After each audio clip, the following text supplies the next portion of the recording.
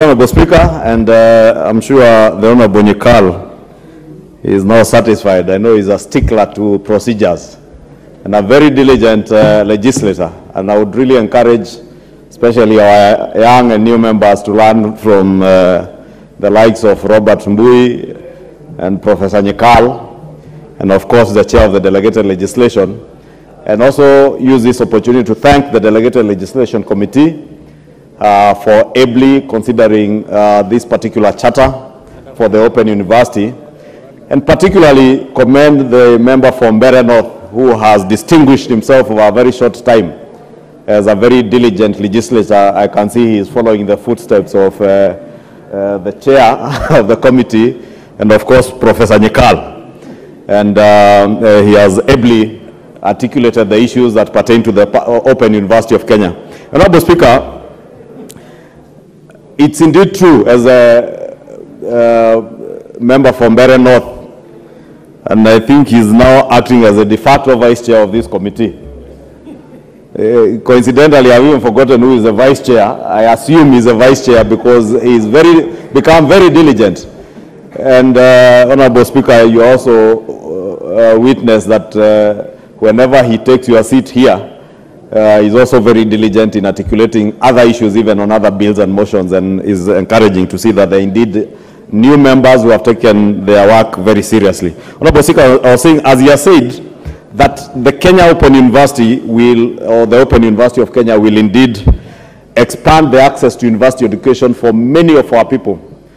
Honorable Speaker, you know, under our new constitution of 2010, access to education, basic education, and we are at a point in this country where university education now is almost part of our basic education and is a fundamental right that is guaranteed to all Kenyans.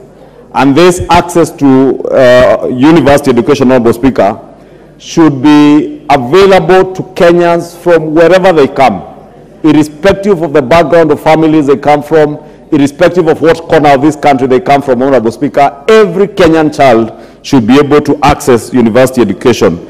Honorable Speaker, through the Open University of Kenya, our country now joins the League of Developed Nations that have used e-learning and distance learning to further expand that access to higher education for their youth.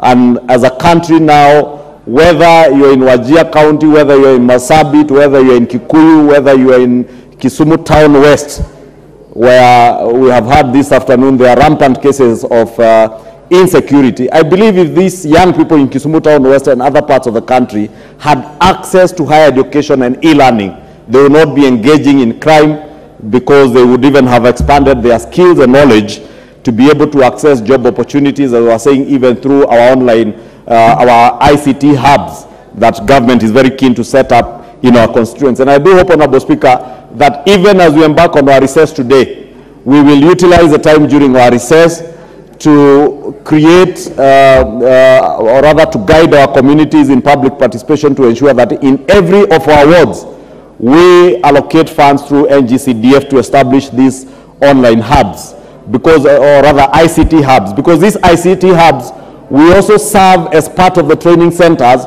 where our youth who have cleared Form 4 can be able to access the Kenya Open University from the ICT hubs, where you have access to free Wi-Fi and access to the internet, and be able to attend classes online, Honorable Speaker, as the rest of the world is doing, Honorable Speaker. And it's indeed true, as the chair and the de facto vice chair are saying, that there are many of our children today who are accessing university students, and I know even in our families.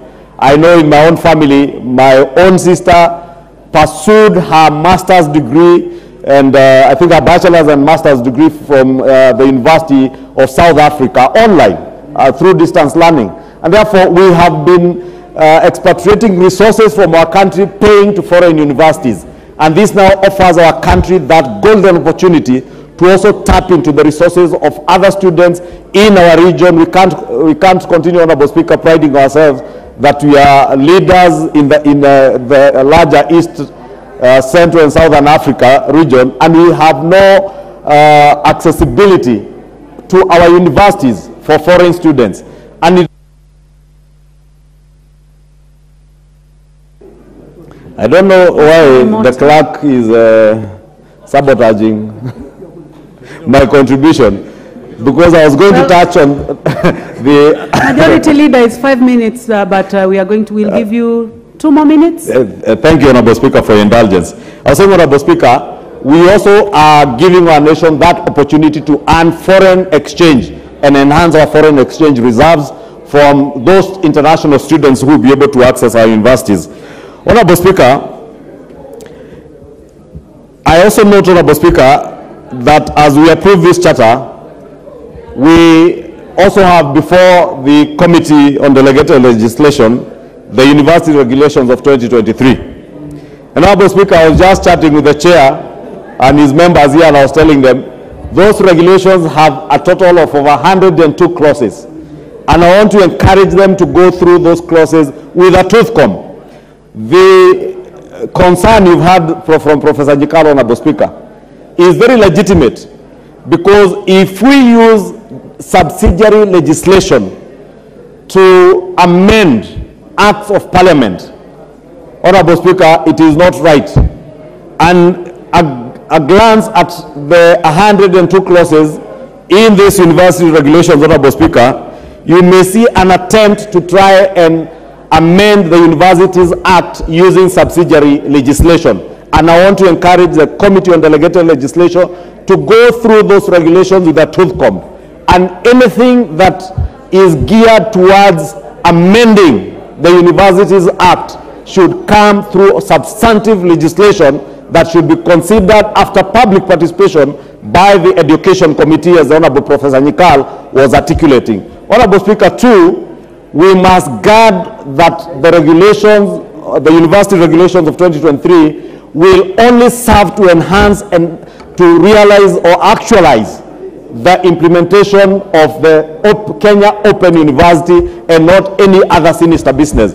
And particularly, Honorable Speaker, His Excellency the President has been very keen on remodeling how we now finance our university education, and I want to just alert the Delegated Legislation Committee to ensure that you do not in any way tinker with the policy that the President has already espoused on funding and financing of university education through regulations, Honorable Speaker.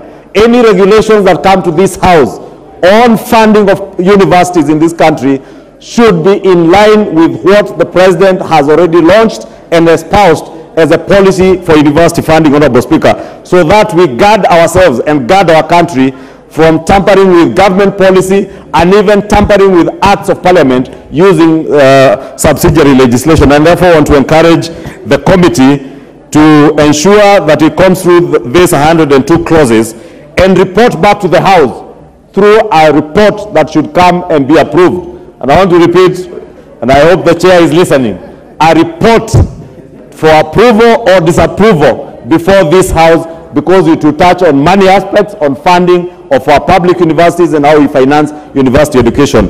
With those many remarks, Honorable Speaker, I do support, and I want to encourage the young people of this country, when we have this open university ready and running at Konza Technopolis, to utilize the ICT hubs. And allow me to announce to the young people of Kikuyu constituency that as we speak at Nashut Technical and Vocational College, we have now access to internet.